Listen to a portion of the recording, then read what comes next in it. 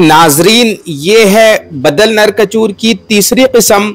इसके पत्तों से ही इसकी शनाख्त की जाती है। मखसूस किस्म के इसके पत्ते होते हैं जिसमें एक पैटर्न आपको नजर आ रहा होगा। इसे संस्कृत में भुई चंपका कहते हैं और कैम्फेरिया रोटंडा इसका लातिनी नाम है। इस फूल जो होते हैं वो इन पत्तों के सूखने पर लगते हैं। तो ये देखिए, कुछ इस किस्म के बनफशी रंग के इसके फूल होते हैं, बनफशी सफेद रंग के।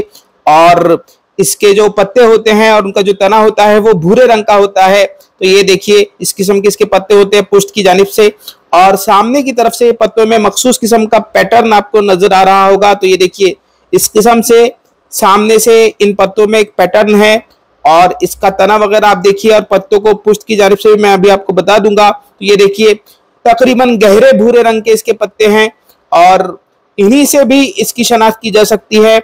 और इसकी जो जड़ होती है वो भी मखसूस बूरिए हुए होती है, जैसा कि मैं आपको पिछले वीडियो में भी बता चुका हूं। तो ये देखिए, ये है कैम्फेरिया रोटंडा और उसके पत्ते और मुख्तलिफ हिस्से। जुनूबी हिंद में भी इसे कामयाब समझा जाता है। तो ये देखिए, यूट्यूब के तवस्सुत से आप इनका मुशाहिदा और मुआयना कीजिए। तो ये देखिए, ये जितने भी पौधे होते हैं मुकव्वी और मुफर्रिक कल्ब भी होते हैं, और इनकी जो गांठ होती है, इनमें इनकी जो जड़ होती है उनमें ग्रहदार गांठ होती है समझ लो, और वो कुछ इस किस्म से नजर आती है। और ये देखिए पत्तों का मखसूस पैटर्न, क्योंकि आपको बारिश के बाद ये इसी तरीके से नजर आने वाले हैं और इन्हीं पत्तों की बुनियाद पर हर मौसम में आप इसकी शनाख्त कर सकते हैं। तो ये था कैम्फेरिया रोटंडा यानी नर कचूर की एक किस्म। खुदा हाफिज।